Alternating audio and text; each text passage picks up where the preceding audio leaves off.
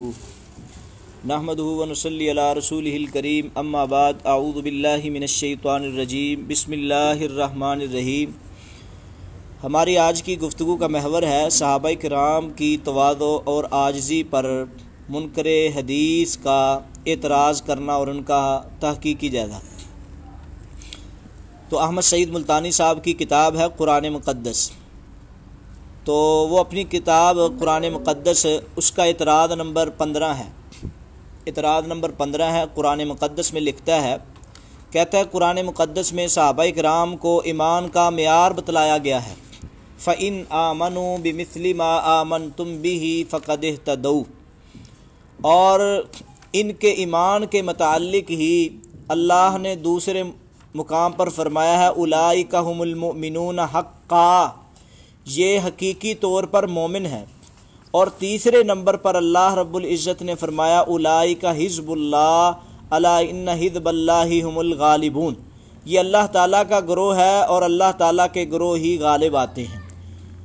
تو یہ رہا قرآن۔ آگے کہتا ہے کہ بخاری محدث صحابہ پر نفاق کا فتویٰ، یہ اس نے سرخی دی ہے، بخاری محدث نے صحابہ کرام پر نفاق کے فتویٰ لگایا ہے۔ یہ سرخی احمد سعید ملتانی نے امام بخاری کی صحیح بخاری پر دی ہے۔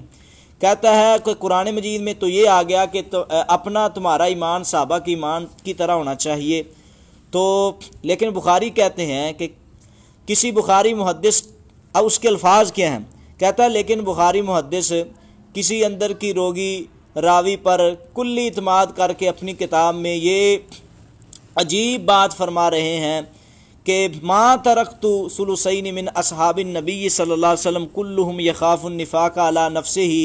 آگے حوالہ دیتا ہے بخاری کی جلد نمبر 1 صفحہ نمبر 29 میں یہ بات ہے کہ راوی بیان فرماتے ہیں کہ 30 صحابہ کرام کو میں نے ایسی حالت میں پایا کہ وہ ڈرا کرتے تھے کہ کہیں ہم منافق ہی نہ ہوں۔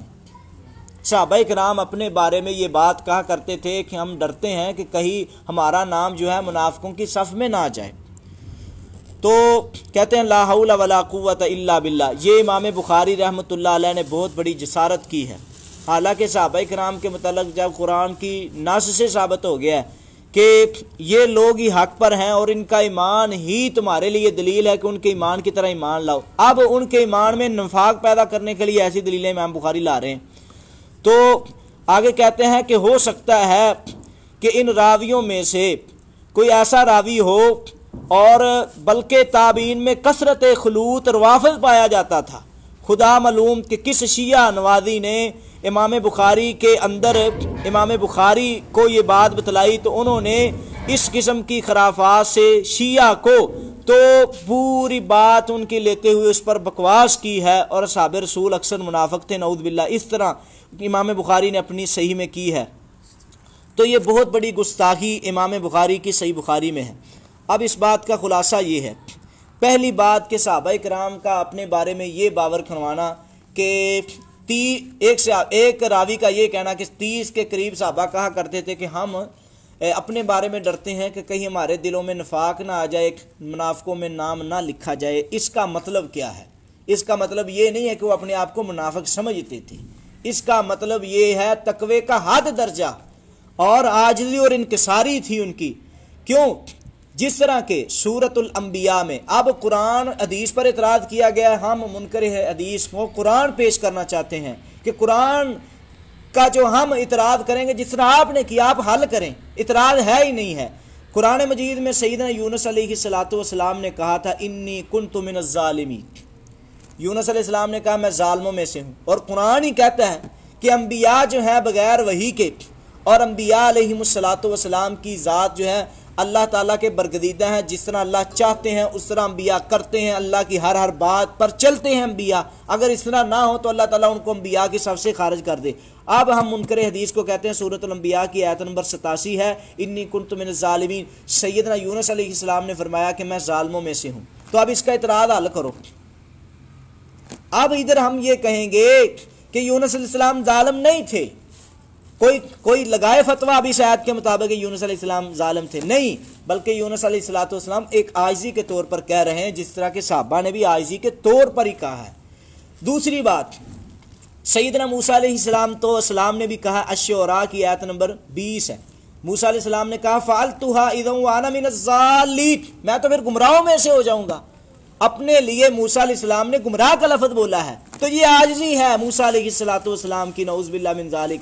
اور سیدنا حنظلہ رضی اللہ تعالی عنہ نے اپنے متعلق نافقن، حنظلہ منافق ہو گیا، صحیح مسلم کی حدیث نمبر 2750 انہوں نے بیان کیا ہے۔ تو اس سے کیا ثابت ہوا کہ صحابہ کرام اور انبیاء علیہ السلام میں یہ جتنی چیزیں تھیں یہ عاجزی کے لیے تھی۔ آگے ہے سیدنا عمر بن خطاب رضی اللہ تعالیٰ عنہ، تو ان کی شہادت کے وقت ایک انصاری جو ان کے قریبی تھا ان کے پاس آیا، اس نے کہا اے امیر المومنین آپ کو بشارت ہو۔ تو عمر نے فرمایا اے میرے بھتیجے کاش میں برابر چھوٹ جاؤں، نہ عذاب ہو نہ ثواب ہو۔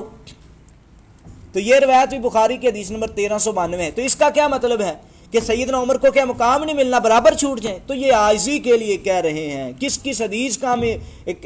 حدیث کو ہم انکار کرتے ہوئے نہیں مانیں گے؟ اور کتاب المحذرین لابن ابی دنیا اور صفحہ نمبر 217 میں سیدہ عائشہ نے وفات کے وقت کہا تھا کہ میں چاہتی ہوں کہ میں بھولی بالی ہوتی، کیونکہ رفیع القلم عن ثلاث، تینوں سے قلم اٹھایا گیا، ان میں سے ایک مجنون ہے اور ایک جس کو کسی چیز کا پتہ نہیں ہے۔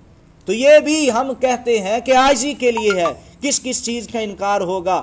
اور دوسری بات یہ ہے کہ اس طرح کی جتنی باتیں ہیں، انبیاء علیہ السلام نے کسی نے اپنے بارے میں ظالم کا لفظ بولا ہے، کسی نے اپنے بارے میں کچھ بولا ہے، تو یہ عاجزی کے الفاظ ہیں۔ تو عاجزی کے الفاظ قرآن سے ثابت ہو گئے ہیں، اگر حدیث سے ثابت ہو گئے ہیں، صحابہ نے اپنے بارے میں کوئی چیز کہہ دی تو نعوذ باللہ منافق ہیں۔ ان کا مقصد کہنے کا یہی ہے، وہ عاجزی اختیار کر رہے ہیں، اللہ سے ڈرتے ہوئے ہیں۔ تقویٰ یہی ہے کہ ایک آدمی میں صلاحیت بھی پائی جائے لیکن اس سے باوجود وہ ڈرتا رہے۔ وآخر دعوانا